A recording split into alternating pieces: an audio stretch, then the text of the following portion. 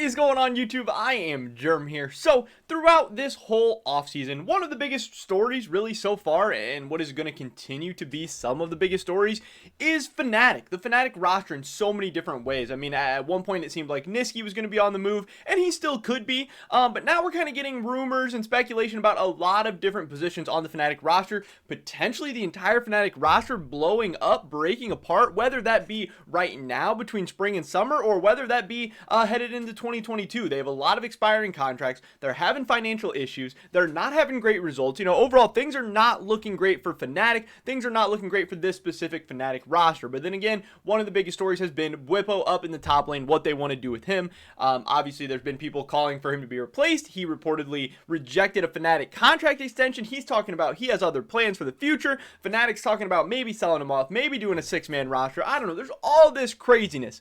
That's what we're going to be talking about today. We're going to hopefully be making sense of it, giving you guys the latest rumor, speculation, news that's going on surrounding the FNATIC top lane situation. But before we get into that, I just want to mention real quick, if you guys have not already, please take a second and smash that like button. I would appreciate it so much. It really does help me out, the YouTube algorithm, helping get my content, videos, channel out to more and more people. The videos that get more likes get seen by more people. That'd be great. That'd be awesome. Also, subscribe to stay up to date on my latest content. We're trying to hit 7,000 subs. We're getting close. I think we're like 100, 115 away. That'd be awesome to hit that relatively soon. But with that being said, let's get right into this. So, Wooloo tweeted this out. This is May 3rd. This was yesterday in the afternoon. For me, I'm not sure exactly how the time zones work out over in Europe, whatever. This was yesterday afternoon. He tweeted out, rumor. Obviously, KC and big players have also gathered interest from LEC teams. What may hold Kcorp from having a player joining the LEC is their will to play together another split. However, for big, it is very likely that they'll split. Can't say more until a possible signing. So a lot to break down there, a lot to digest. Obviously, KC, Kcorp, they're coming off a European Master Championship.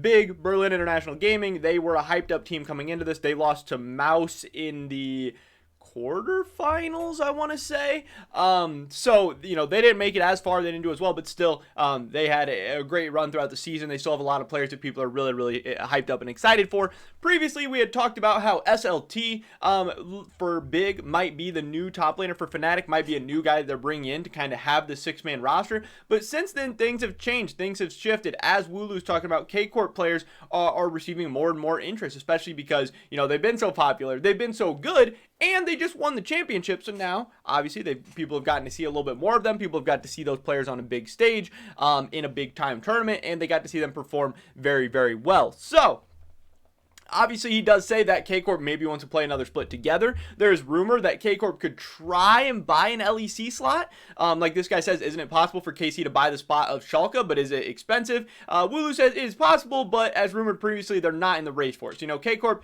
is not really looking for one of these LEC slots, maybe because they already have such a big fan base and are making so money without spending all the money on an LEC slot. Maybe because it's too expensive, maybe because they're just not interested. You know, I don't know exactly for sure why, but the price tags are going to be crazy. So you can't really fault them there. So if those players do want to try and play together one more split, you know, that'd be great. They can try and, you know, like win another title, try and help out all of their prospects for the future and everything. But you got to think, if the LEC comes calling, if FNATIC comes calling, you're not going to turn down FNATIC. You're not going to turn down the money, the fame, the recognition, the LEC spot just to play another split in European Masters. You know, that wouldn't really make too much sense. I get it if you love the org. I get it if you love playing with those teammates. But, I mean, you're a professional player. You're trying to, one, make some money, make a living, support your family, support yourself, support your lifestyle, support your future. But you're trying to make it in the LEC. You're trying to win championships. You're trying to go to Worlds, all that stuff. So that wouldn't really make too much sense to me. But obviously, when we take a look at the Kcorp players, we have Adam, Syncroft, Sakin, Xmatty, and Targamas. A lot of these guys had very nice performances throughout all of European Masters, throughout their regional leagues, all of that. But again, we're talking about the top lane for FNATIC today. So the guy who's coming to mind here is Adam. And we did have this tweet from Zers yesterday who said, FNATIC Adam, huh? Not bad. And then he also followed up with, this is getting real strong, man. So the rumor is more and more. At first, people were leaning towards FNATIC SLT being brought in as that sixth man to maybe light a fire under Bwipo, to maybe inspire Bwipo, or maybe just when Bwipo's contract expires in this offseason, to have a guy that they're already training up, that they're already practicing, to be able to be their top laner for the future. And then also, if SLT, Adam, whoever comes up into the LEC and just sucks, and they get a whole split of practice with them and they're not good, then they know maybe to look for somebody else. But what I'm now hearing from ZZXZ, from some other people in the scene as well, I'm always reaching out to people on Twitter. People are reaching out to me. We got this whole thing going on, dating back to last offseason, is that there's a pretty good chance that FNATIC Adam is now the most likely. They're saying that this is like a 60, 70, 80% chance. So again, nothing official, and really nothing can be official, I don't think, until after MSI. I think somebody told me, or I think Bloop tweeted out that the free agency doesn't start until May 24th. I think MSI ends on May 23rd. Maybe stuff starts May 24th. Maybe that's not exactly how it works out, but I believe that's how it works out. So free agency doesn't start for like 3 more weeks. So nothing official can happen anyway, even if, teams can't agree to stuff beforehand and then kind of sign it on that day. So we're trying to get some of those talks, some of those negotiations behind the scenes, especially for teams like FNATIC that are not at MSI, and teams like Kcorp who are now done with European Masters. Their players have nothing to do. They're going to be in talks with teams. They're going to be in negotiations. These things are going to be going on. But we keep hearing Whippo say more and more stuff about, he's rejecting that FNATIC offer. Maybe somebody else to do better on FNATIC. Maybe he doesn't want to play on FNATIC. The fans are super hyper critical and negative. Not getting the results sucks. He wants to be his best. He's not doing that right now. There's all of this talk surrounding Whippo and talking about how he's maybe not going to be there for the future. So it will be interesting to see for FNATIC. Are they going to sell Whippo and just go get another top laner like Adam up there? Are they going to go with the 6-man roster? And then if you go with the 6-man roster, what exactly does that even mean? Because there is a lot of ways you can do it. Sometimes the 6-man roster just means you're alternating scrims, and then one guy's playing most of, if not all, the stage games, especially as he starts to do better in scrims on stage or whatever. Are they going to alternate weekends? Are they going to alternate games in a weekend? There's only, 18 games in a regular season? There's not that many games. There's not really a ton of time for 2 people to be playing. So one guy's gonna start at the beginning, one guy's gonna get the second half of the year. It's been difficult. Teams have not been very successful making 6-man rosters work, but I do get it that even if it's just one guy alternating in scrims, that would still be very, very valuable for FNATIC, because you are getting so many scrims in a week, and FNATIC could really learn exactly what they have in a guy like Adam. Even if he never gets to play on the LEC stage, even if Whippo played all your stage games, you're still learning how good Adam is against all the other LEC competition, how good he works with your team, how good his communication is, what his champ is like. You're still getting to learn so much about him. Then you could really make a more educated decision for what you wanted to do for the future. Whippo's talked about as well how getting those contracts don't necessarily mean anything. Even if Whippo signed a contract extension, or if Adam signs a 2-year deal or whatever, there's no security there. They can still replace you whenever. They can still let you go whenever. Given a 1 split flyer on a guy like Adam or SLT or anybody else in the European Masters, kind of would be a good idea.